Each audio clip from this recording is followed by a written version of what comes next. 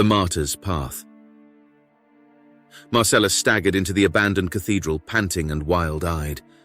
The fear and desperation surging through his veins gave him the strength to push the enormous, oversized doors closed behind him. They were coming, and they probably weren't far behind.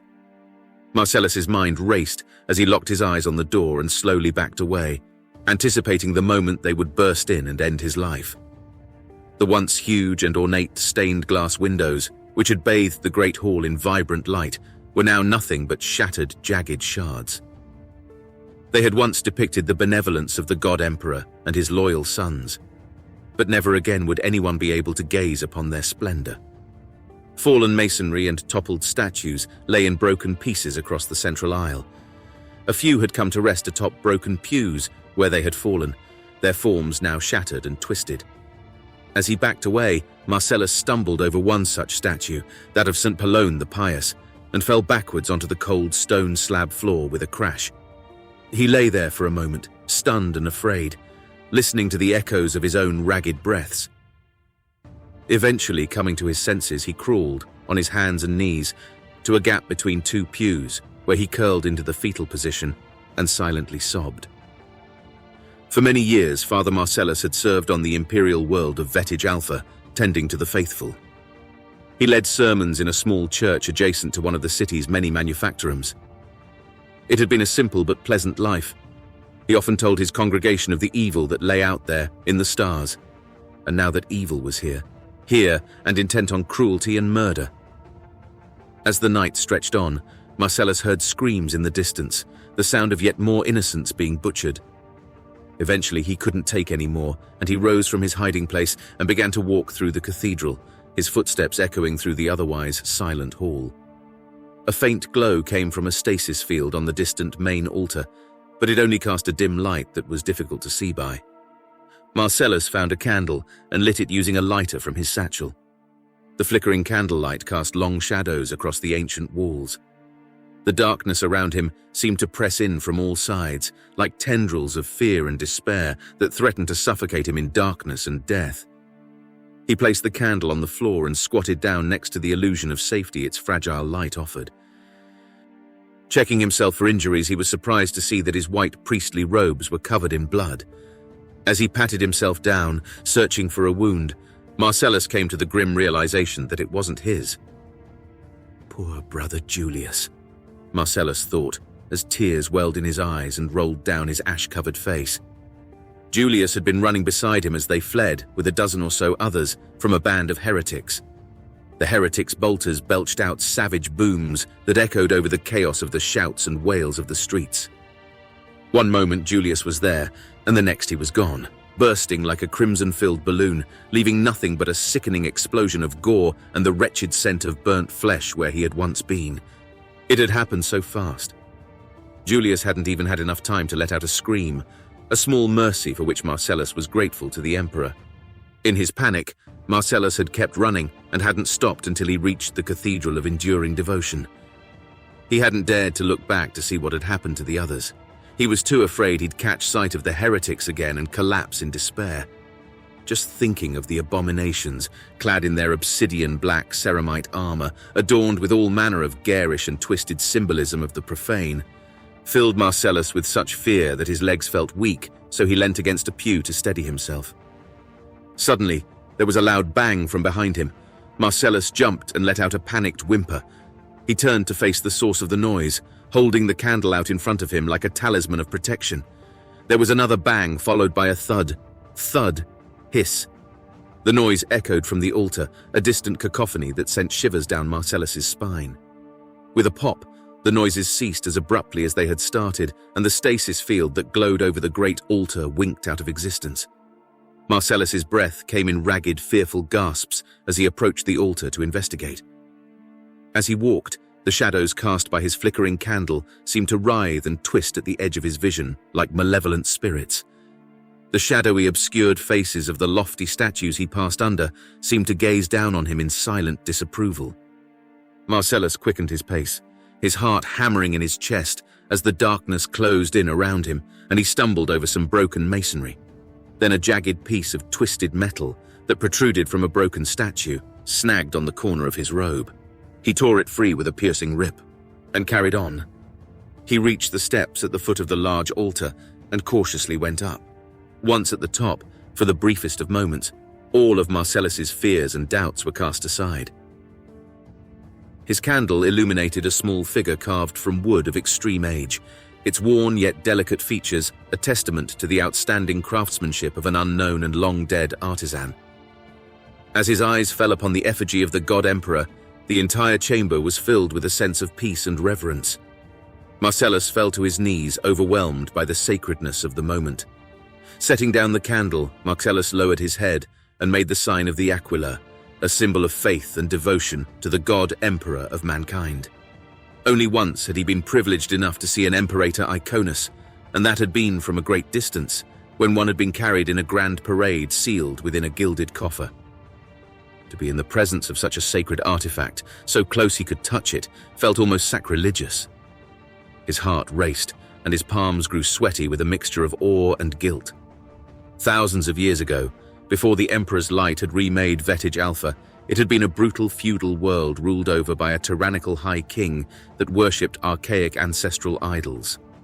St. Helena of the Orders Sabine had come from the stars to teach the backward savages of this world, but the high king had refused to believe her and the imperial truth she brought. To stop the spread of the true and rightful faith, the high king built a huge pyre. He had Helena burned alive atop it for all to see. As she burned at the stake, St. Helena's voice rose above the crackling flames. She did not scream or beg for mercy, but instead proclaimed the emperor's love for the Vetige people, her words ringing through the air with a holy power. The high king's heinous deed had the opposite effect, and the imperial truth of St. Helena spread to every corner of the world. 200 years later, an imperial fleet appeared in orbit above Vetige Alpha. As the ships descended through the atmosphere, the people below looked up in wonder and awe. The streets were filled with the sound of joyful cries and prayers of thanks, for the long prophesied time was at hand. The world in its entirety was already dedicated to the Emperor of mankind. Being able to finally join his Imperium was met with great jubilation. According to scripture, not all of the wood of St. Helena's pyre was consumed, and 10 effigies of the Emperor were carved from what was saved. Now only 3 remain, preserved in stasis fields to protect them from the ravages of time. Marcellus now knelt before one such imperator iconus. Somewhere outside, a distant explosion shook the cathedral. As undeserving as he was, he couldn't leave one of the most holy of holy relics to be abandoned in such a dangerous place. Marcellus prayed. He prayed for his world. He prayed for Brother Julius, but mostly he prayed for forgiveness for his abject unworthiness. His self-denigration finally ended when another explosion rang out, closer this time. It shook the cathedral so hard that 2 more statues toppled and smashed onto the floor. Marcellus tore the cleanest part of his robe he could find and tenderly wrapped the wooden statuette in it. It wasn't particularly heavy, and the ancient wood felt more like rough-cut stone than lumber. All done, the bundle was about 15 inches long and fit snugly into his satchel after he had tipped out all of its other contents. With the statuette securely wrapped and safely stowed, Marcellus retrieved the candle and carefully descended the steps from the altar.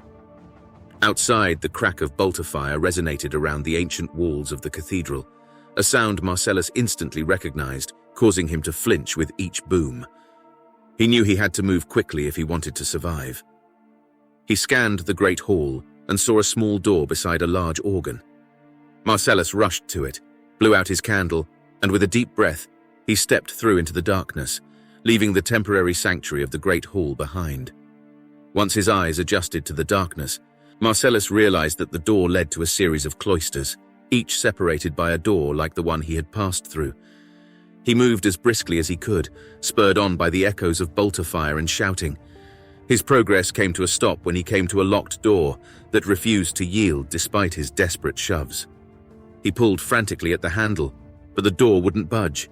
Fearing that a heretic might shoot him in the back at any moment, Marcellus kicked at the door in wild frustration, his foot connecting with a resounding thud, and there was a startled gasp from the other side. Marcellus froze, his heart pounding in his chest as he strained to hear anything else from beyond the door. But there was only suffocating silence. "Hello," Is someone there?" he eventually whispered. But he was met with only more silence. "Do not be afraid. My name is Father Marcellus," he continued. "I'm a priest from District 11. It's not safe here. The great enemy. They're here, in the cathedral. We need to go." There was a hushed exchange behind the door, the whispering voices barely audible through the thick wood. Then, after a moment that felt like an eternity, a heavy bolt clunked aside and the door creaked open. Inside was a small room with a group of people cowering behind boxes and old-looking gardening tools. There was an old woman, a child clinging to her skirt, and 4 others dressed in grimy laborers' overalls. Once they took in the sight of Marcellus in the doorway, they recoiled and backed away. It wasn't the reaction he was expecting. Their pale faces were difficult to make out by the dim light of the small blue glow globe that illuminated the room. But their terror was plain for Marcellus to see, and it took him a moment to realize what was wrong. Marcellus looked desperate, perhaps even unhinged, and his once white robes were now despoiled with blood and gore. He realized with a shock that he resembled the crazed fanatics who had turned away from the Emperor's light to worship the accursed false gods of the heretics. He didn't have time for this, Marcellus thought. He needed to get out of here before those Ceramite monsters found him, and he ended up like Brother Julius. Realizing that the doorway led to a storage room and not a safe way out, he considered running on and leaving these people to their fate. He wanted to, but the weight of the Imperator Iconus weighed heavy on his shoulders, and he reconsidered. He placed a hand on his satchel and took a deep breath to compose himself. "Do not be afraid. Forgive my appearance, for I am what I say. I have been through much this night, as I'm sure you all have. But we have little time," he explained. "Please, we must leave this place. The enduring devotion isn't safe." As if to emphasize his point, there was a loud explosion, followed by a deafening crash. It sounded as if the roof of the cathedral's main hall had collapsed, sending debris raining down to pummel what was left of the main hall. Reflexively, Marcellus crouched, and the child let out a scream. A man in overalls with a jagged scar running down his face surged to his feet. He took up a garden hoe and pointed it towards Marcellus like a spear. His voice was low and gravelly as he spoke. "We're safer in here than out there," he said, waving the hoe around menacingly. "If you want to leave, be my guest, but don't expect us to follow you. I know this is difficult, but if you stay here, you'll all be killed. Please come. They've taken this whole area. They're looking for—" "I appreciate your concern, Father," the scarred man interrupted with a snarl. "We're good right here. This is the Emperor's house, and the Emperor protects." "Perhaps he sent me here to take you to safety," Marcellus said weakly. He didn't believe it himself, but he hoped he sounded more convincing than he felt. "Enough! Close and bolt it!" the scarred man growled. The old woman started to close the door when Marcellus jammed his foot in the way. "Please, old mother," Marcellus pleaded as he reached out a hand to her and the child. "Put your faith in the Emperor. There is nowhere to run hiding here. You'll be trapped. Let's leave this place. Together." The old woman hesitated at first, then nodded and placed her trembling hand in his.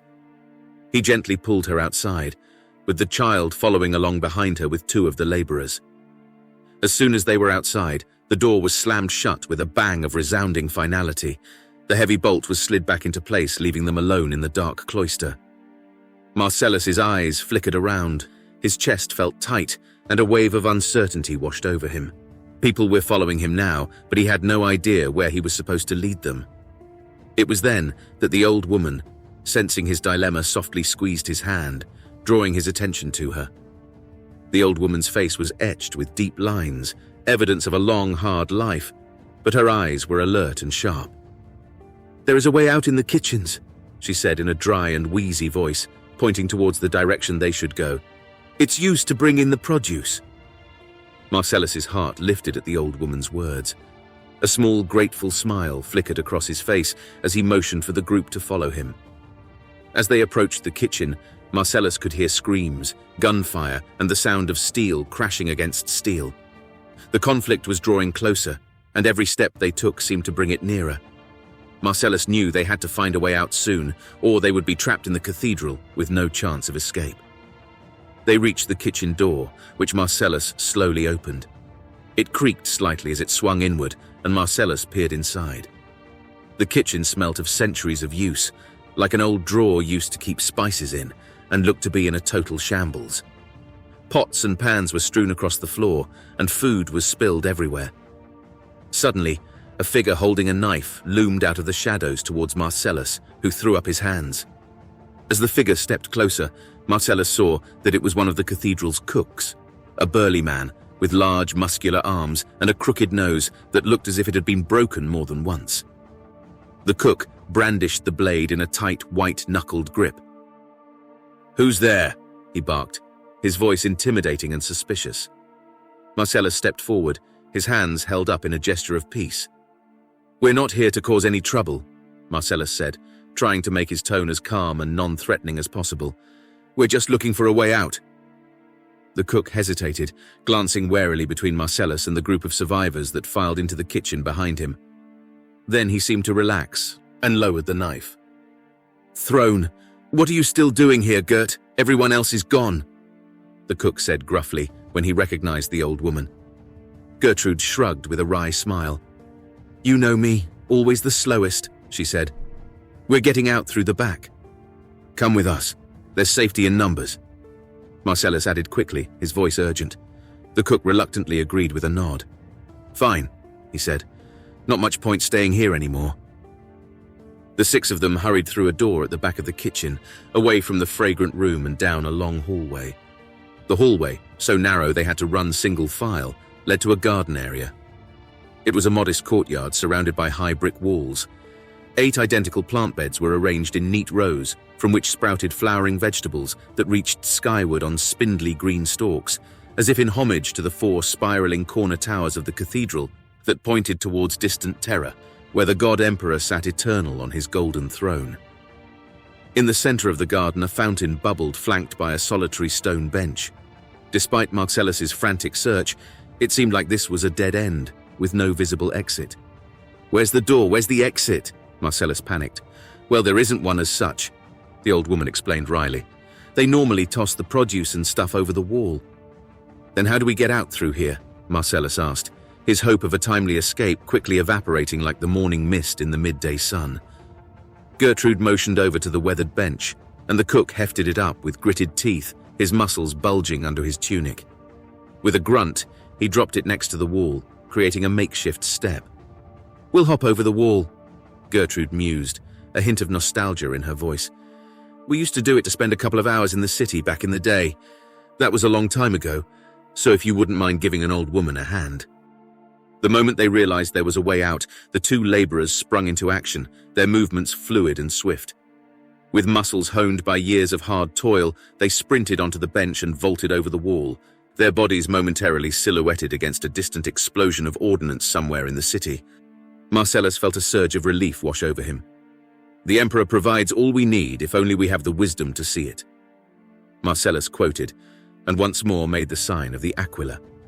The cook confidently stomped onto the bench, and the child clambered up his back like a monkey scaling a tree. Gertrude struggled onto the bench next, where she was half lifted, half thrown, over the wall by the burly man. "You're next, preacher," the cook said, his matter-of-fact tone cut through any thought of objection as he interlocked his fingers to offer up a boost. With a short sprint and the boost up, Marcellus propelled himself to the top of the wall. He balanced precariously at the top and looked back behind him. "What about you?" he asked. "Oh, don't worry about me. I've got this," the big man said, and jumped up to grab the top of the wall with his large, powerful hands. He grunted and huffed as he tried to pull himself up, but couldn't quite manage it. He tried to brace himself against the wall, but his feet slipped, and he fell down with a curse. "Take my hand," Marcellus said, as he braced himself at the top of the wall and reached down to him. "I hope you've got a strong arm." The cook panted. "Emperor, give me strength," Marcellus prayed. Marcellus was not a particularly athletic man, and the cook was without a doubt heavy-set, but he was determined to give it all he had. The cook jumped up, and one of his big meaty hands clamped down on Marcellus's, which was dainty and petite by comparison. Reaching down with his other hand, Marcellus strained to lift him up two-handed. His biceps, unaccustomed to such exertion, reeled in pain at the intense effort. Finally, with a roar of triumph and exertion, the cook was hauled slowly upwards, inch by tortuous inch. Bam!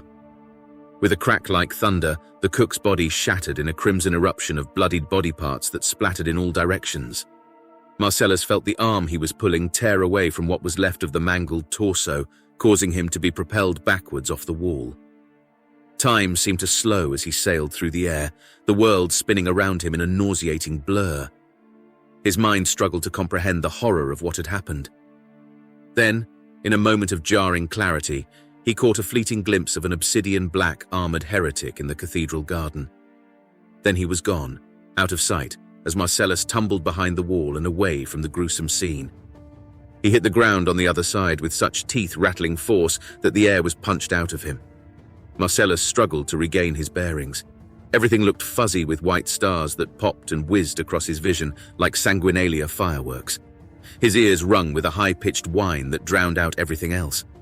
He wasn't sure if it was the result of the fall, the proximity to a bolt-round detonation, or both, and it didn't matter either way. All that mattered was survival. Marcellus's drive for self-preservation kicked in, and an inner voice told him to get up and keep moving. Dazed and disoriented, he lurched unsteadily to his feet, swaying back and forth on wobbly legs. Go, go, go, run, he slurred, unable to hear himself over the crescendo of ringing in his ears. Driven by their desperation and terror, the survivors of the Cathedral of Enduring Devotion fled away from the certainty of death and towards the uncertainty of the surrounding war-ravaged city.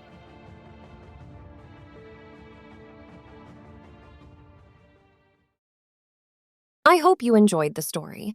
If you did and it's not too much trouble, please give a like and subscribe to become a part of our ever-growing Imperium of subscribers.